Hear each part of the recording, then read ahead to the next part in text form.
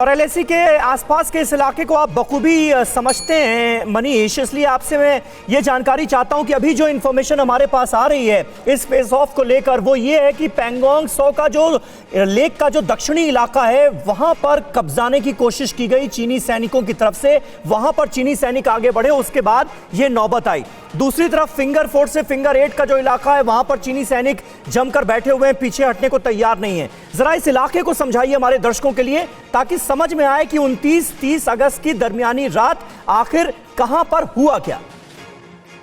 देखिए, हालांकि हम सब अभी डिटेल का इंतजार कर रहे हैं समीर, लेकिन जैसा कि आपने कहा, दरअसल पैंगोंग त्सो के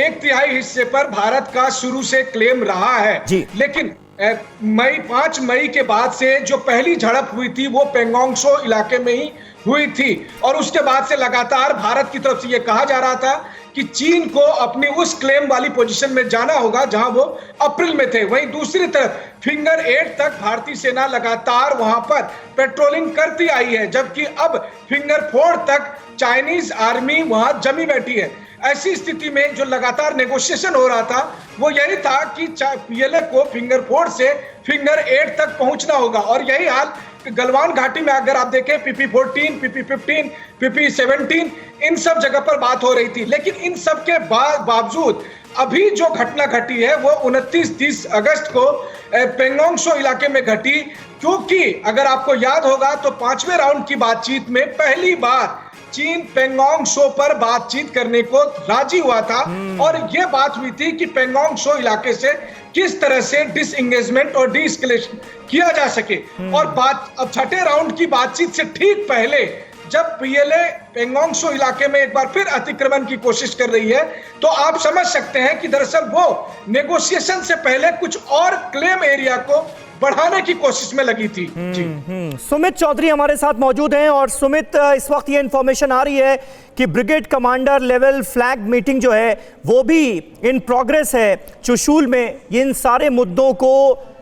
का हल ढूंढने की कोशिश इस मीटिंग में भी की जाएगी, लेकिन मीटिंग्स का दौर तो लगातार इतने दिनों से चल रहा है। सुमित से हमारा संपर्क टूट गया मनीष, इसलिए मैं चाहूंगा आप ही से इस सवाल का जवाब कि इतने दौर की बातचीत तो ऑलरेडी हो चुकी है और किसी भी नतीजे पर पहुंचती हुई ये बातचीत नजर नहीं आ रही है और तो और हालात को और ज्यादा खराब करने की कोशिश ही चीन की तरफ से की जा रही है एलएसी पर।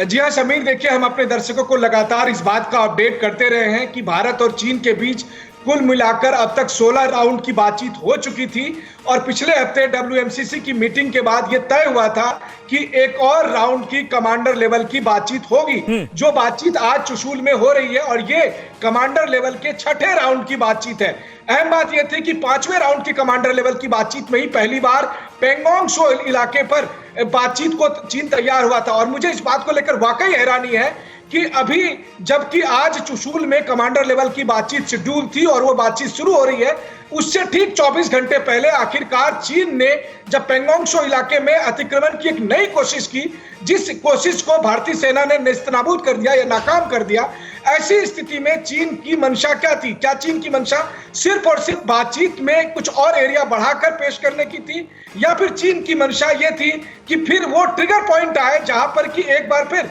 झगड़ा शुरू हो जाए? या वो जो बात हम अक्सर कहते रहे हैं कि कम से कम 40 साल से यहां गोली नहीं चली है, क्योंकि आज की तारीख में दोनों सेनाएं जिस पोजीशन पर खड़ी है वहां पर वो हथियारों से भी लैस है। अब जो 2012 की एग्रीमेंट की बात पहले की जाती थी कि भारतीय सेना या चीनी सेना हथियार लेकर वहां नहीं आएगी, अब वो सिचुएशन बदल चुकी है। अब वहां पर तमाम तरह के दोनों सेनाओं के पास हथियार है। ऐसी स्थिति में एक नई कोशिश पीएलए के द्वारा एक नए एरिया पर क्लेम के लिए अतिक्रमण करने की कोशिश, ये कुछ एक आप कहें तो एक नेफेरियस डिजाइन है जो यहां पर पीएलए दिखाना चाहता है। यानी मनीष, 29 और 30 अगस्त की दरमियानी रात ये जो फेस ऑफ हुआ है भारत और चीन के सैनिकों के बीच, ये जो झड़प हुई है, इसमें भारतीय सैनिकों के पास वो पूरी तरह से हथियारों से लैस होंगे।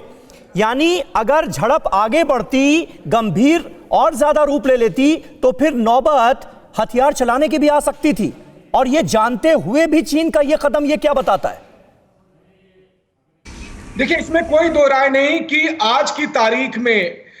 मामला कहीं से भी बिगड़ सकता था। यह बात हर किसी को अंदेशा है। और क्योंकि अब जो स्थिति है कि सीमा पर दोनों सेनाओं के पास तमाम तरह के अत्याधुनिक शस्त्र हैं, यहां तक कि हम सब लगातार बताते रहे हैं कि दोनों सेनाएं किस तरह से फाइटर जेट या फिर परमाणु अस्त्र शस्त्र से लैस है और किसी भी समय किसी भी तरह का एक्शन लिया जा सकता है। वैसी स्थिति में पीएलए जब एक बार फिर घुसपैठ की कोशिश कर रही है, तो कुल मिलाकर अगर कहा जाए तो चीन की मंशा इस मामले में तनाव को और अधिक बढ़ाने की थी और यह जताने की थी कि अब अगर युद्ध के लिए आप चाहते हैं तो युद्ध का एक बहाना चाहिए था। तो जो पहली बात हम कहते हैं कि पहले ब्लिंक कौन करेगा, बिल्ली के गले में घंटी कौन बांधेगा, ये वाली जो पोजीशन है जहां पर कि एक आखिरी राउंड की बातचीत से पहले कहीं कुछ भी हो सकता है, उस तरह के स्टेज में दोनों देश की सेनाएं पहुंची हुई थी। और तब पीएलए 29-30 अगस्त की दरमियानी रात में एक बार फिर कोशिश करती है पेंगोंग त्सो के उसी इलाके में जहां पर कि